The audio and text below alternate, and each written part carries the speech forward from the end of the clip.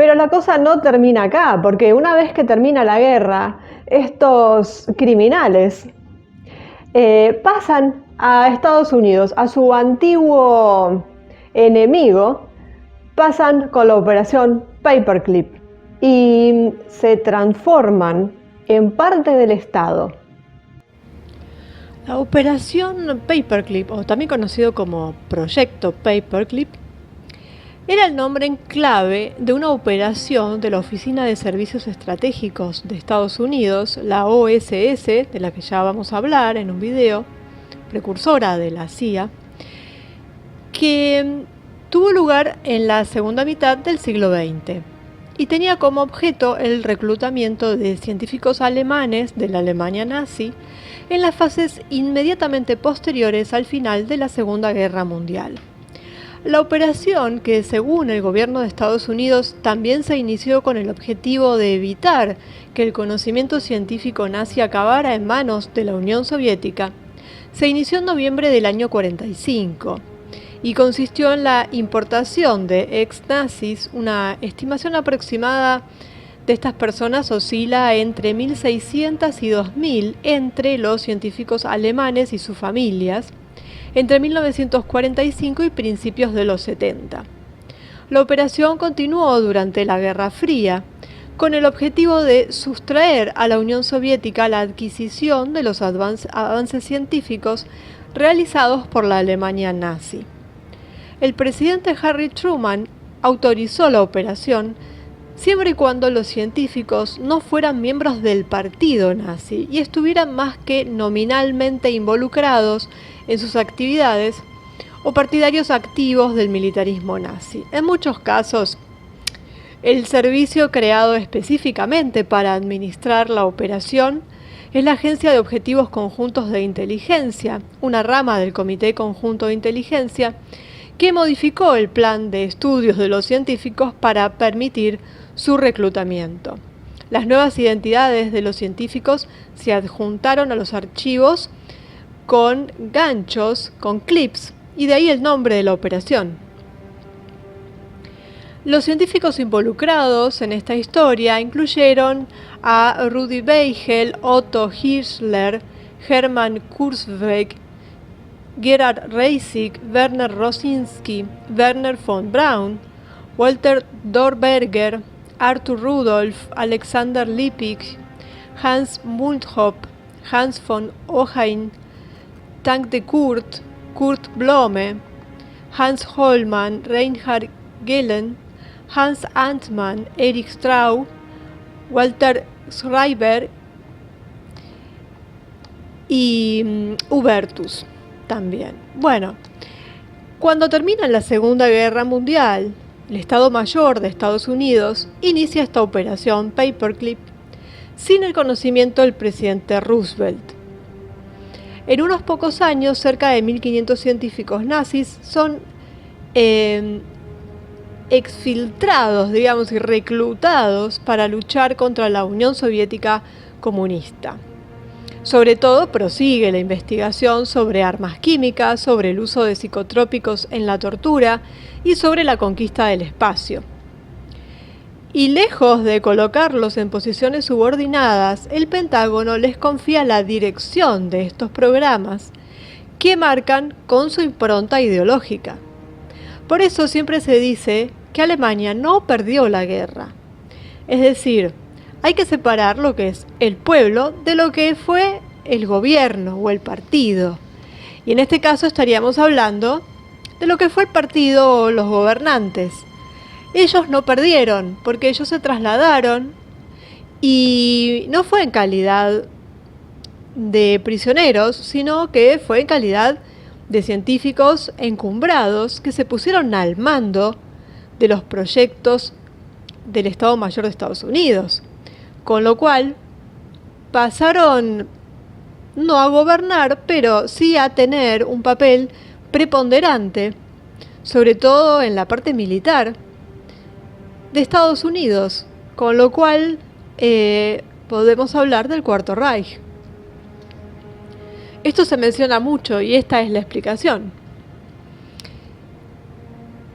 Entonces, tan pronto como termina la Segunda Guerra Mundial en Europa, Estados Unidos y la Unión Soviética entran en rivalidad. Y su prioridad pasa a ser saquear al enemigo vencido, supuestamente, a este Tercer Reich, sacarle lo más rápido posible la información y todo lo que tenían, que como vimos venía de sus sociedades secretas, de todo lo que habían desarrollado a partir de, por ejemplo, los aportes de María Orsich y los grandes científicos e ingenieros que tenían realmente. Es decir, más allá de si eran buenos o malos a nivel personal, eran muy buenos en su trabajo. Entonces el conocimiento tecnológico que habían desarrollado estos científicos alemanes despertó la codicia de Estados Unidos y de la Unión Soviética, a pesar de haber sido el resultado de la explotación de una mano de obra esclava, como vimos en los campos de prisioneros, y de haber sido el resultado de experimentación en personas, en todo lo que es el campo médico y todo ese tipo de cosas. Pero claro, los resultados eran interesantes para ambos países. Entonces, una parte del Estado Mayor estadounidense, cuando descubren lo que descubren en los campos, en Dachau, en Auschwitz, ordenan recolectar la mayor cantidad de evidencia posible en vistas de un juicio a los líderes, que es lo que después se conoció como los juicios de Nuremberg, que, bueno, dejaron mucho que desear, porque lo que hicieron, en realidad lo hicieron para justamente hacerse de toda esta información. Entre otros oficiales del Estado Mayor, por el contrario, consideraban que estos delincuentes formaban una plantilla insustituible que debía ponerse al servicio del poder de Estados Unidos. Entonces acá empezamos a ver la lucha de los dos bandos en Estados Unidos. Un estado profundo y otro no tan profundo. Y entonces el Pentágono organiza una operación militar para recuperar a los científicos alemanes que trabajaron para el Tercer Reich. Y esto fue la operación Paperclip. Y esto se le confía a la Agencia de Objetivos Conjuntos de Inteligencia, que luego agrupa a todos los servicios de inteligencia militar de Estados Unidos. Y en ese momento el director, que se llamaba Bosquet-View, dijo que el gobierno estaba preocupado por los expedientes nazis y en lugar de favorecer el interés de los Estados Unidos, habían desperdiciado sus fuerzas en vano tratando de golpear a un caballo nazi muerto. Bueno, se llevaron todo. Ahora, esta operación encontró una resistencia tanto entre los líderes políticos como en el Estado Mayor. La posición del presidente Roosevelt fue clara cuando William Donovan, que era el jefe de la OSS, le preguntó sobre la conveniencia de otorgar privilegios a los oficiales de la SS y miembros del Ministerio de Relaciones Exteriores alemán. El presidente de Estados Unidos se negó. Entre las personas así reclutadas por la OSS, algunas quizás tendrán que ser juzgadas por crímenes de guerra, o al menos arrestadas por participar activamente en las actividades nazis, dijo. Eso fue lo que dijo Roosevelt. Pero evadieron la orden presidencial, toman la decisión de falsificar los documentos militares de los científicos alemanes que planean llevar a Estados Unidos infiltrados, y los científicos más codiciados en ese futuro inmediato fueron aquellos que habían sopesado la mayor amenaza en el campo aliado, es decir, por ejemplo, los encargados de crear los misiles V2 o V2.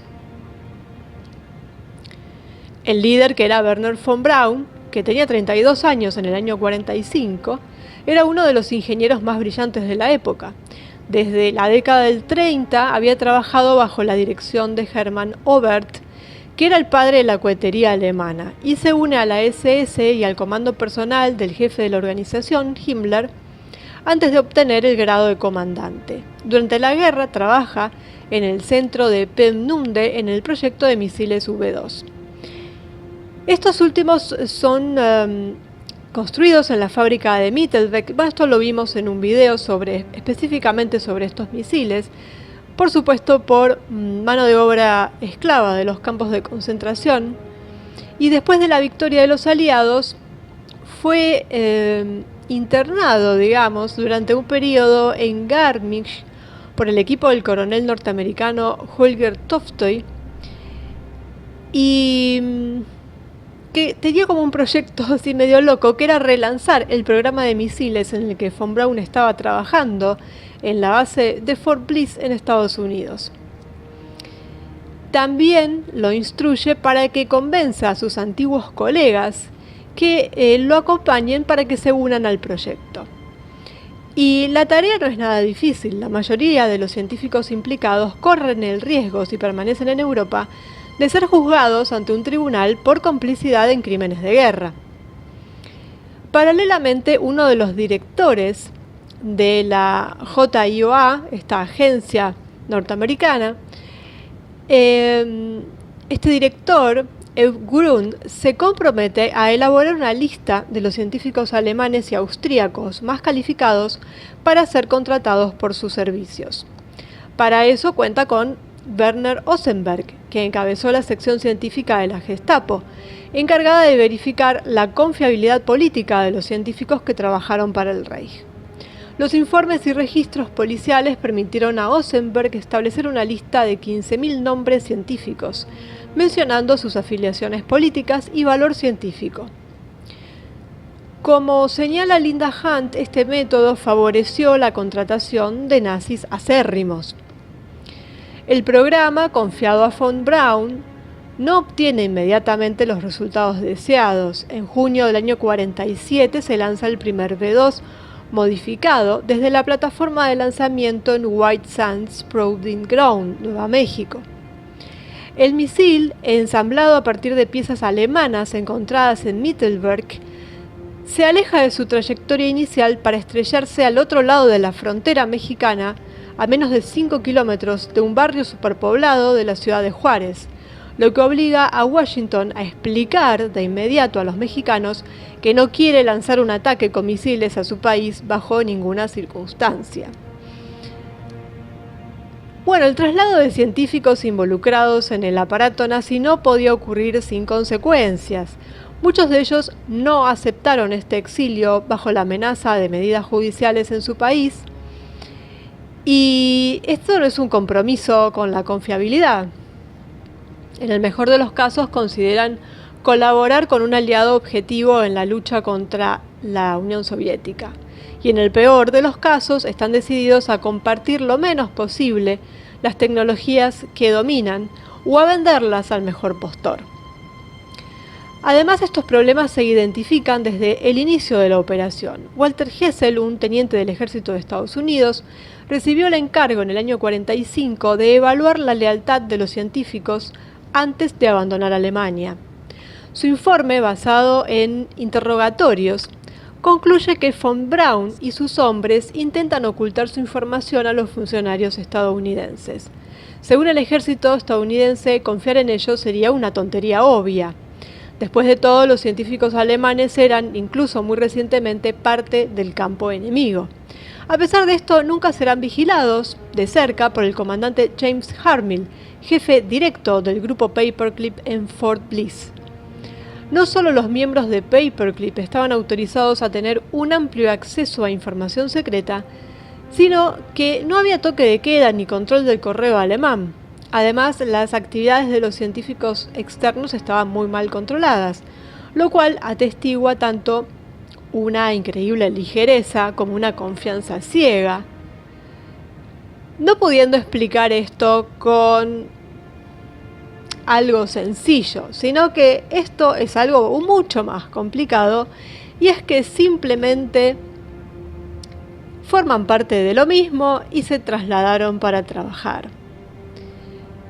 Trabajar para que los que ellos llamaban, o los que el mundo llamaba enemigos, pero que en el fondo no lo eran.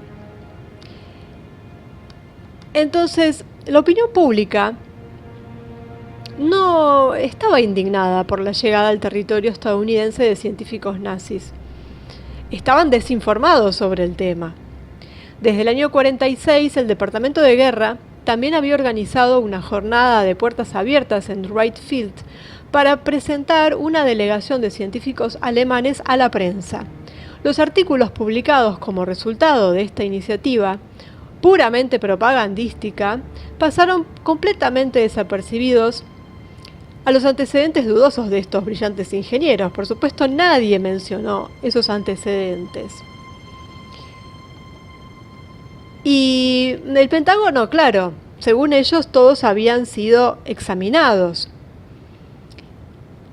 Y el subsecretario de Guerra, Patterson, afirmaba que, sobre todo, que ningún científico sospechoso de crímenes de guerra había sido introducido en Estados Unidos.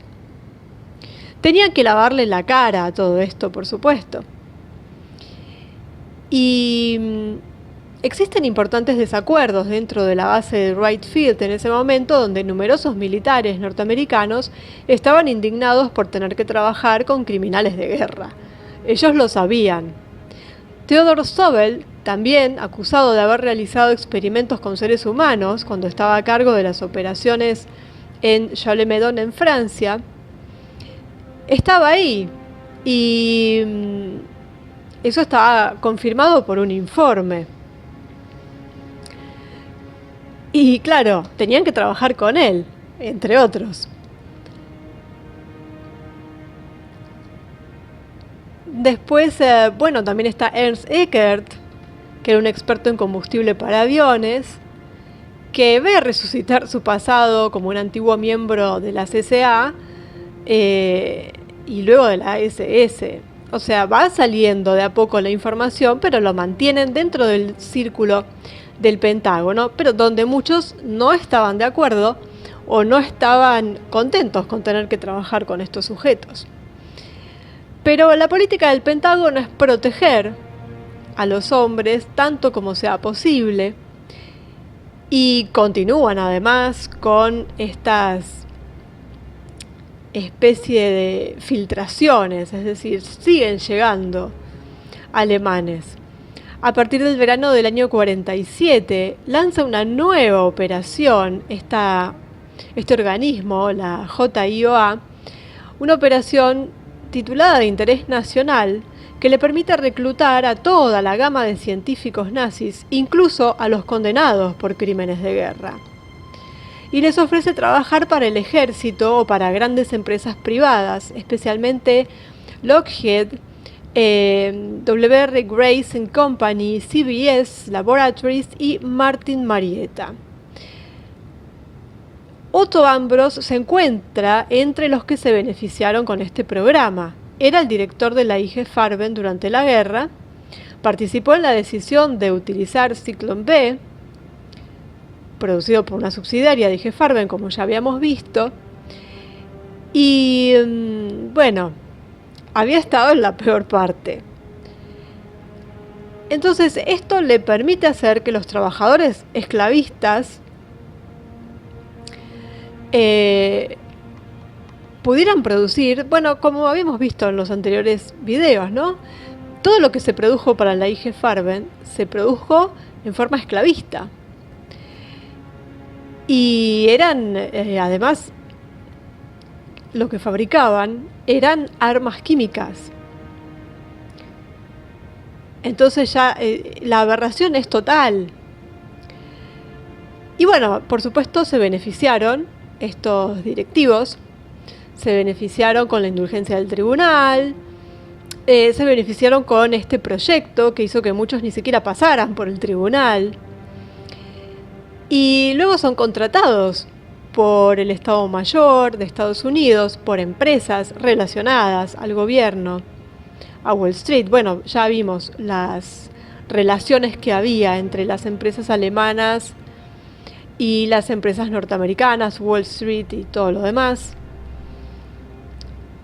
Y terminan integrándose todos estos científicos como asesores, como directores de proyectos, de organismos todo estatal. Y más los que entraron a trabajar, por supuesto, en empresas privadas, sobre todo en químicas, en farmacéuticas, en lo que hoy tenemos como Big Pharma. Y en el cuerpo de químicos del ejército de Estados Unidos. Pero no solamente en lo que tiene que ver con la química, sino todo lo que tiene que ver con el espacio también. La operación Paperclip entra en muchos campos. Porque no dudaron en poner o utilizar como personal a estos científicos alemanes y ponerlos en puestos clave. Y tenemos, por ejemplo, la conquista del espacio, al que se dedica todo el antiguo equipo de B2, que son los que dirigen la totalidad de la investigación. Y esto que después se puso como prioridad, que era el envío de un hombre a la Luna, se confía directamente a los ingenieros nazis del equipo de Wernher von Braun. Y Wernher von Braun se convierte en el primer director del Marshall Flight Center, el centro espacial de la NASA, en Huntsville. Arthur Rudolph es nombrado director del proyecto del programa de misiles Saturno V. Y habían trabajado en campos de concentración. Habían sido miembros de la SS y otros grupos nazis. También Kurt Debus se convierte en el primer director del Centro Espacial Kennedy en Cabo Cañaveral. La colaboración de estos tres hombres permite a Estados Unidos realizar uno de los eventos más espectaculares de la historia, de su historia, que es la supuesta llegada a la Luna. Hayan llegado o no hayan llegado, toda la apuesta, toda la investigación la llevaron a cabo estas personas. Y ahí vemos claramente la cooperación científica entre el partido nazi y el Estado Mayor norteamericano, que si bien ya había terminado la guerra, se produce. Entonces, tan en bandos opuestos no estaban. Bueno, y tenemos el Código de Nuremberg, que estaba destinado sobre todo a evitar la reaparición de los horrores nazis que vimos en otros videos. Y también, generaron las leyes que gobernaban la zona estadounidense de Alemania, prohibían a los alemanes realizar investigaciones sobre guerra química. Y entonces, ¿qué hace? El gobierno de Estados Unidos usa a los cerebros nazis, digamos, en el marco de Paperclip.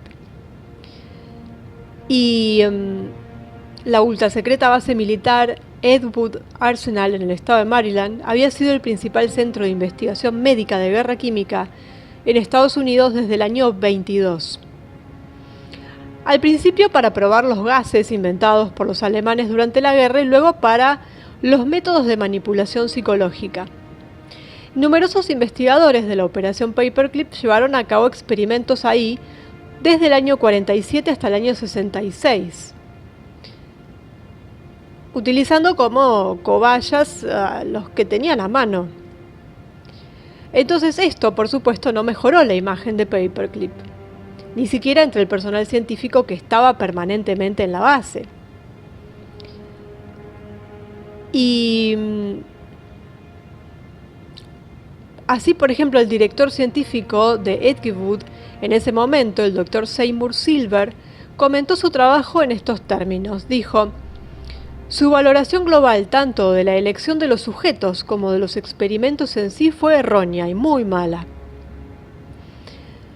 Entonces, ahora en el campo de la lucha contra los gases paralizantes, los psicotrópicos, son todos métodos que tienen terribles consecuencias humanas.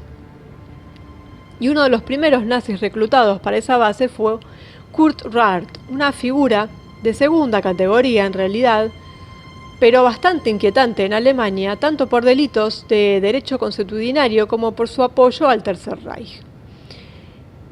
Y a pesar de que tenía un informe desfavorable que lo consideraba poco confiable y por lo tanto peligroso para la seguridad de Estados Unidos,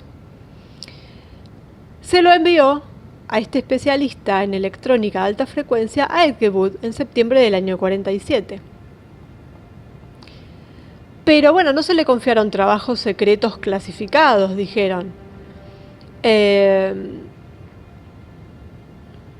Porque era demasiado moderado para los gustos de Hans Trurnit, otro recluta importado en el año 47 de la élite científica nazi, que lo acusa de comunista y lo envía de regreso a Alemania. O sea, vemos que hay una interna incluso entre los mismos científicos reclutados. Este Trurnit fue asistente del profesor Jules Lohner entre el año 34 y el año 40 y realizó experimentos de frío, esos famosos que vimos en el otro video, utilizando prisioneros, por supuesto, para ver cuánto se soportaba el frío. Bueno, este señor fue reclutado en Estados Unidos.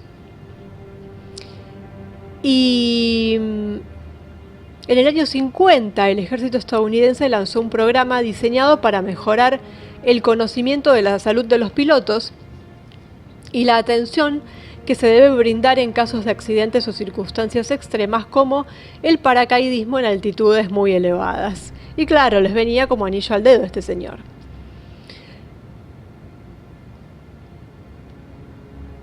Es ahí donde muchos científicos nazis trabajan con él incluso. Y tenemos a, por ejemplo, Hubertus Trugold, que había vivido ya en Estados Unidos entre las dos guerras, pero que durante la guerra se convierte en el jefe del Instituto Luftwaffe de Medicina Aérea de Berlín.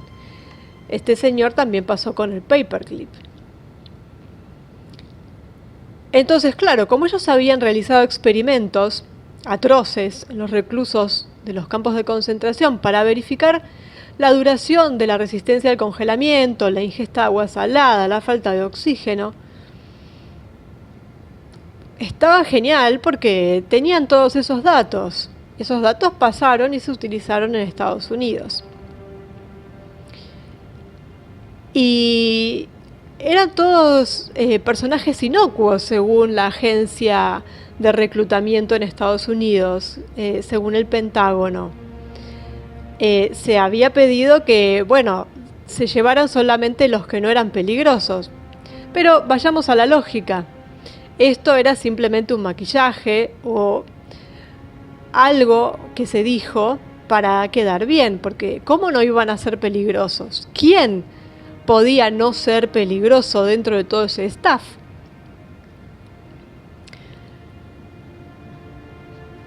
Bueno, todos los experimentos que se empezaron a realizar en Estados Unidos y los proyectos que se llevaron a cabo tuvieron como base los experimentos alemanes llevados por estos señores a través del paperclip.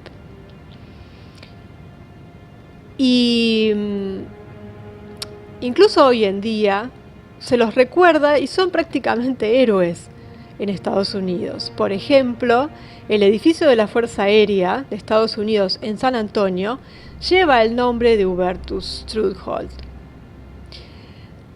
O sea, han nombrado hasta edificios. Y así podemos seguir con la lista de criminales de guerra que se abrieron camino en puestos clave en Estados Unidos, tanto en el sector privado como en el sector público,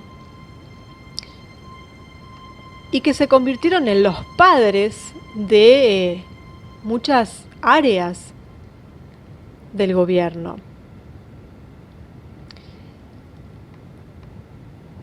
Y que no solamente tiene que ver con la medicina, con la farmacia, con la química, con la defensa, con el espacio, con la mente, porque tuvieron que ver con psicotrópicos, con el LSD. Bueno, guerra química, biológica. Bueno, todo eso se exportó de Alemania. Se importó en Estados Unidos. Y por eso tuvieron el despegue que tuvieron y los avances que tuvieron. Y a ellos les interesaba porque estaban entrando en la Guerra Fría. Del lado soviético pasó lo mismo, también se llevaron alemanes y entonces hubo una guerra pareja, en realidad, entre Unión Soviética y Estados Unidos. Así que esto fue una especie de aventura que duró hasta el año 70 aproximadamente. Y los créditos militares otorgados a los programas de los científicos de Paperclip empezaron a disminuir, y en el año 71 las restricciones financieras golpearon al programa espacial y especialmente a los ingenieros alemanes, y por eso la cosa empezó a mermar, porque se les recortó el presupuesto. Además ya estaban grandes, Arthur Rudolph se jubila, recibe el mayor honor de la NASA, la medalla al servicio distinguido. Un criminal de guerra. Bueno, un criminal de guerra además que se supone era del bando contrario. Y ese mismo año Wernher von Braun se ve obligado a declarar ante los fiscales federales alemanes encargados de investigar los delitos cometidos en el campo de concentración en donde él trabajaba.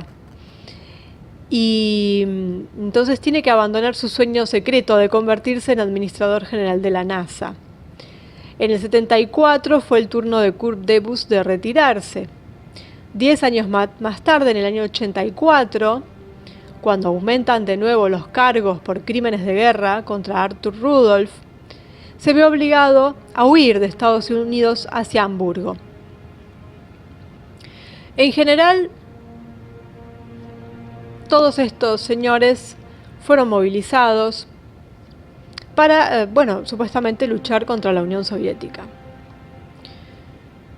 Y dan testimonio de la elección del personal de las Fuerzas Armadas estadounidenses para colaborar con el partido nazi a pesar del veto del presidente Roosevelt. Una elección que luego fue validada por el presidente Truman y elevada al nivel de una política federal sistemática.